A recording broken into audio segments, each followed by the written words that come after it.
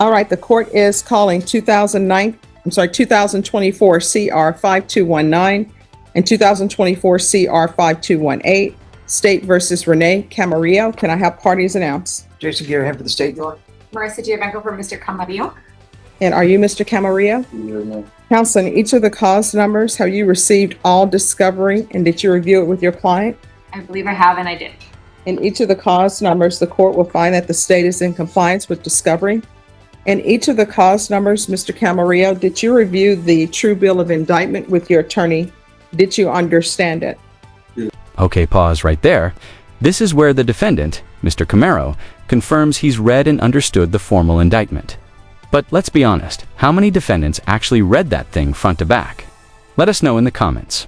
Should courts require a verbal summary instead of assuming they understood the legalese? No. Counsel, in each of the cause numbers, do you waive the reading of the indictment? I do, Judge.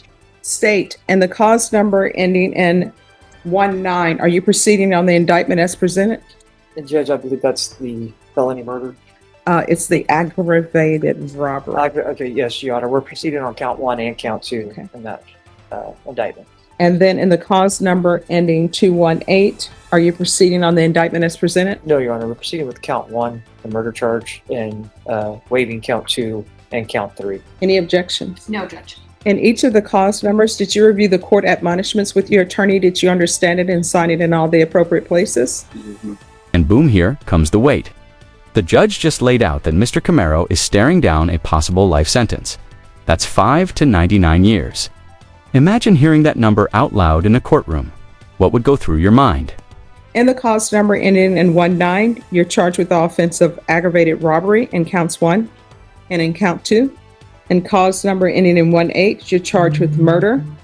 In each of the cause numbers, the range of punishment for each of those offenses is anywhere from 5 to 99 years or life in prison and up to a $10,000 fine. Did you understand? Yes, ma'am. If you have a plea bargain agreement with the state, the court does not have to follow your plea.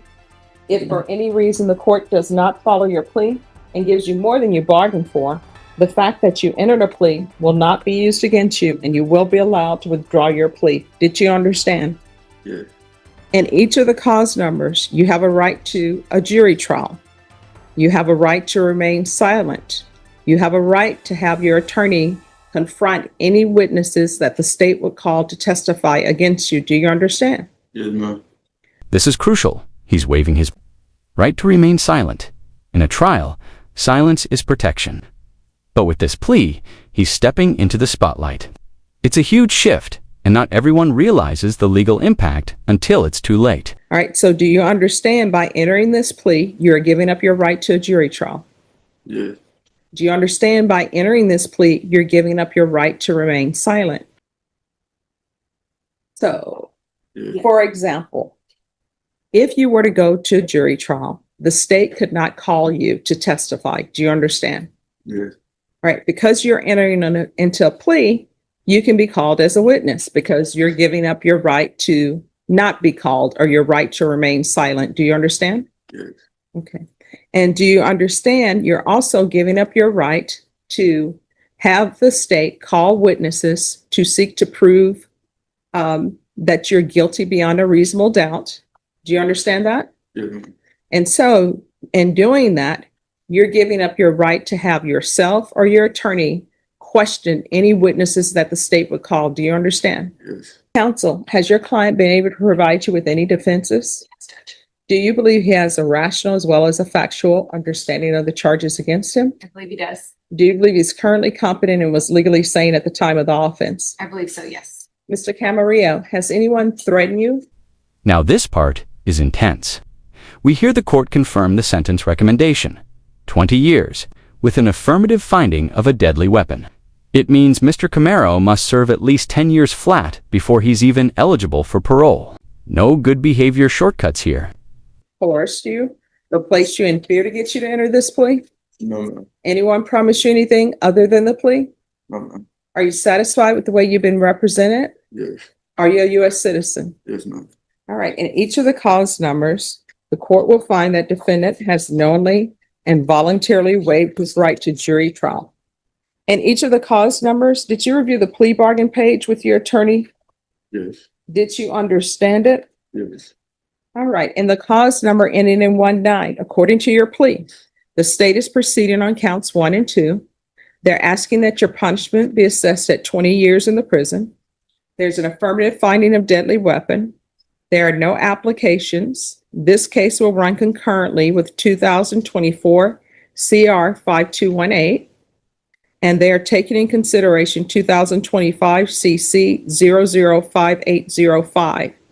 And the cause number ending in 19, the state is proceeding on count 1.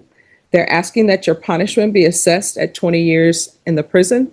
There's an affirmative finding of deadly weapon. There are no applications.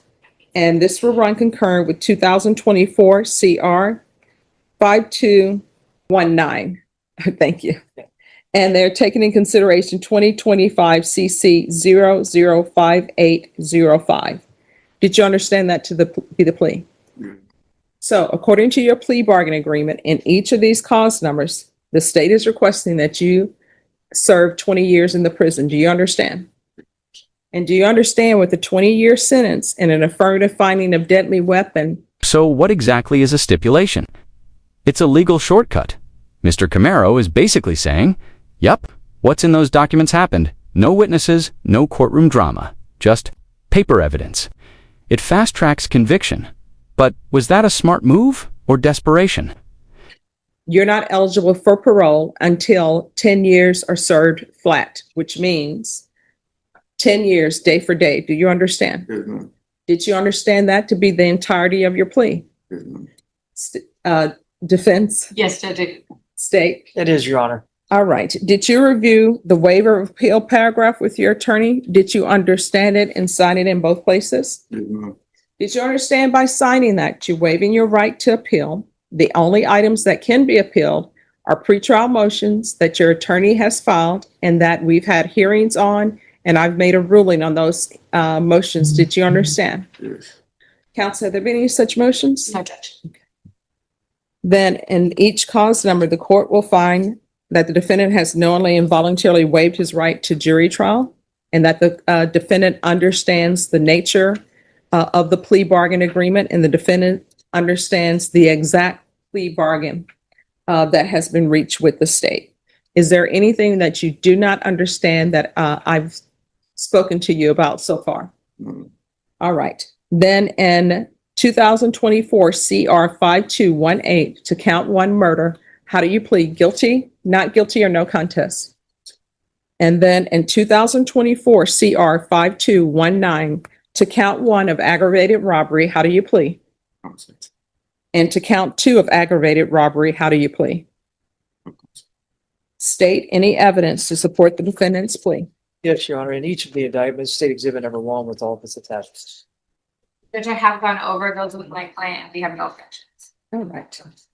Mr. Camaro, in each of the cause numbers, did you review the waiver and stipulations with your attorney? Did you understand it? Did you sign it in all the appropriate places?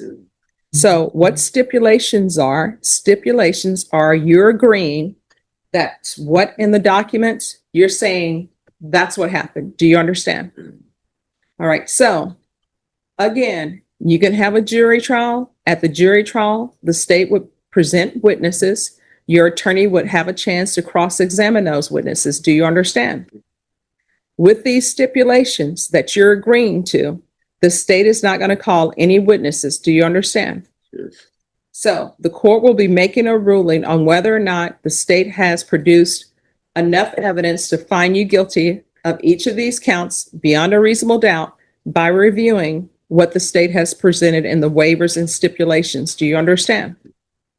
In each of the cause numbers, the court will find that defendant has knowingly and voluntarily waived and consented to stipulation of testimony and stipulations.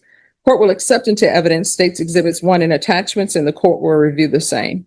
Off the record, while I'm reviewing this, if you all want to talk with Ms. Ferguson about the date when you all want to come back. Yes, Judge. All right.